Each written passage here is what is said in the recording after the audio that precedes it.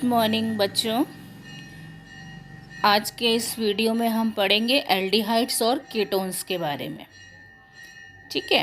अब एल्डिहाइड और कीटोन हम इसलिए साथ में पढ़ते हैं क्योंकि दोनों के पास ही कार्बोनिल ग्रुप होता है ना। कार्बोनिल ग्रुप का मतलब होता है C डबल बॉन्ड O वाला ग्रुप। ये this is the formula of aldehyde and this is the formula of ketone.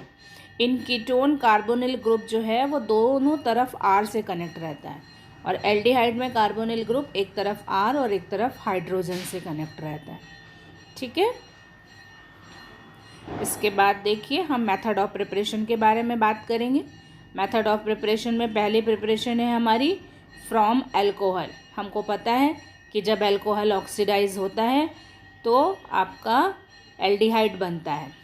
ठीक है। ये प्राइमरी अल्कोहल है RCH2OH। ये ऑक्सीडाइज हो गया in the presence of K2Cr2O7 और H2SO4। ये दोनों आपस में रिएक्ट करेंगे। ये आपके ऑक्सीडाइजिंग एजेंट हैं। नेसेंट ऑक्सीजन प्रोड्यूस होगी जो यहाँ से हाइड्रोजन को अपने साथ ले जाएगी और ये बचेगा RCHO। ये रहा एल्डिहाइड। इसी तरीके से जब सेकेंडरी अल्कोहल ऑक्सीडाइज होता है ये आपका सेकेंडरी अल्कोहल है तो कीटोन बनता है। ये H इस O के साथ चला जाता है H2O और ये बच जाता है RrCO। ठीक है। तो ये आपका ऑक्सीडेशन हो गया। इसके बाद है डिहाइड्रोजनेशन मेथड। डिहाइड्रोजनेशन में भी हम क्या करते हैं, डिहाइड्रोजनेशन में हम कॉपर के ऊपर डाल देते हैं प्राइमरी या सेकेंडरी अल्कोहल को। टेम्परेचर होता है आपका 300 डिग्री सेल्सियस। ये प्राइमरी अल्कोहल है। इसमें से हाइड्रोजन चली जाती है, ये H2 चला गया तो क्या बचा RCHO। ये सेकेंडरी अल्कोहल है। इसमें से ये हाइड्रोजन चली गई, ये H2 क्या बचा RrCO। ये बन गया कीटोन। तो ये सेकेंड प्रिपरेशन है आपकी डिहाइड्रोजनेशन। पहली ऑक्सीडेशन थी, दूसरी डिहाइड्रोजनेशन। इसके बाद तीसरी है हमारी फैटी एसिड से हम कैसे बनाएंगे। तो फैटी एसिड में ये फॉर्मूला है आपका कैल्शियम फॉर्मेट का। फॉर्मेट मतलब फॉर्मिक एसिड होता है आपका HCOOH। ठीक है। इसके 2 मॉलिक्यूल लिए हमने, इसमें से दोनों हाइड्रोजन हटा दिया और इसकी जगह आ गया कैल्शियम। ये लिखा दिस इज कैल्शियम फॉर्मेट। ठीक है। कैल्शियम फॉर्मेट को हमने गरम किया तो ये हमारा CaCO3 अलग हो गया और HCHO फॉर्मल्डिहाइड बन गया। ठीक है।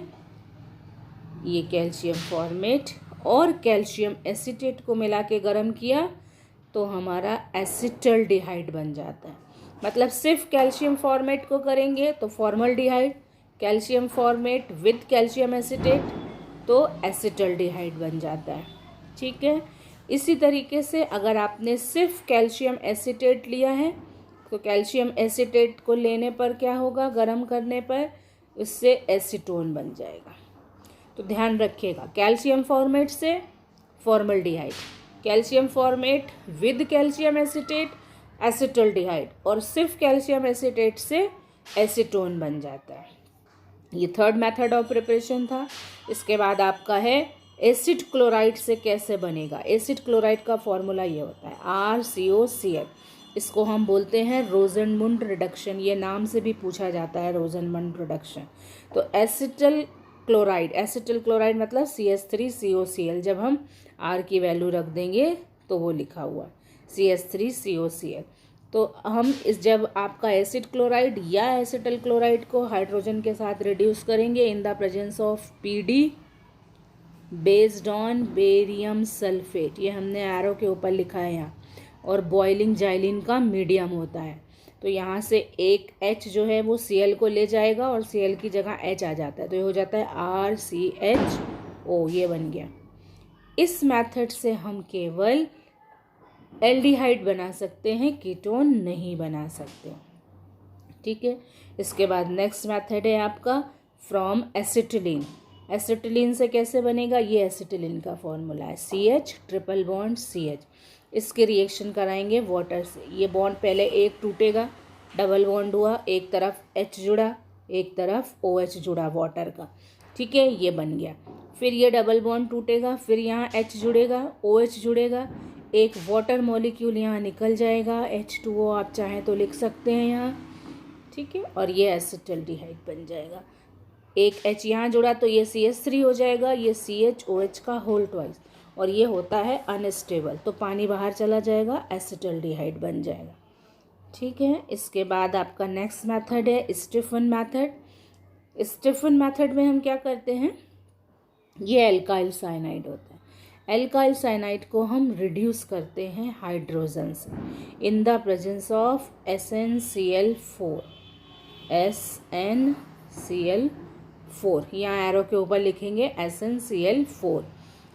तो आपका जो प्रोडक्ट बनता है, आप चाहें तो डायरेक्ट रिएक्शन लिख सकते हैं, ये बीच वाला प्रोडक्ट लिखने की ज़रूरत नहीं है।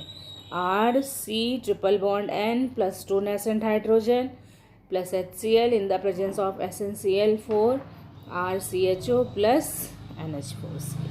ये आपकी स्टीफन रिएक्शन है। बीच वाला प्रोडक्ट नहीं भी लिखेंगे, बीच वाला इंटरमीडिएट, तो कोई दिक्कत नहीं आएगी, ठीक है। इसके बाद अगर आपको एरोमेटिक एल्डिहाइड बनाना है तो हम इटार्ड रिएक्शन, कटरमान एल्डिहाइड रिएक्शन करते हैं, ठीक है। अब इसमें क्या होता है, ये है आपका टोल्यूइन। टोल्यूइन मतलब बेंजीन रिंग के ऊपर CH3। इसकी रिएक्शन करा देते हैं हम क्रोमिल क्लोराइड से। ये है आपका क्रोमिल क्लोराइड, ये वाला CrO2Cl2।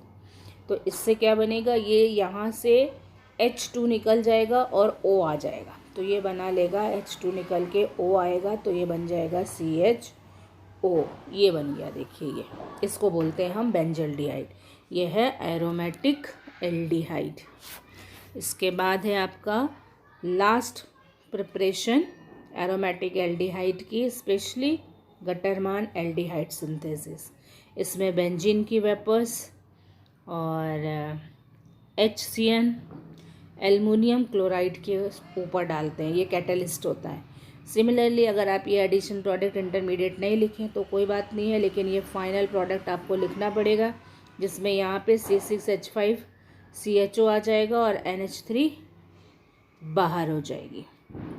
ये वाला जो N है ना, ये अमोनिया के रूप में बाहर चला जाता है।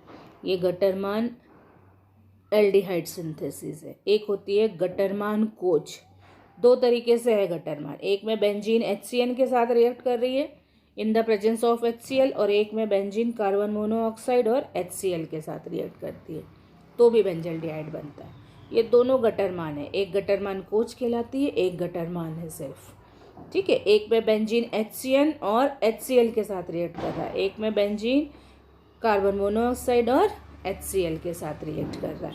ये देखो, ये बेंजीन, ये HCN, ये HCl, तो benzaldehyde. Benzene carbon monoxide HCl, तो बेंजल्डिहाइड, ठीक है। अब नेक्स्ट वीडियो में हम पढ़ेंगे केमिकल प्रॉपर्टीज, ये सारी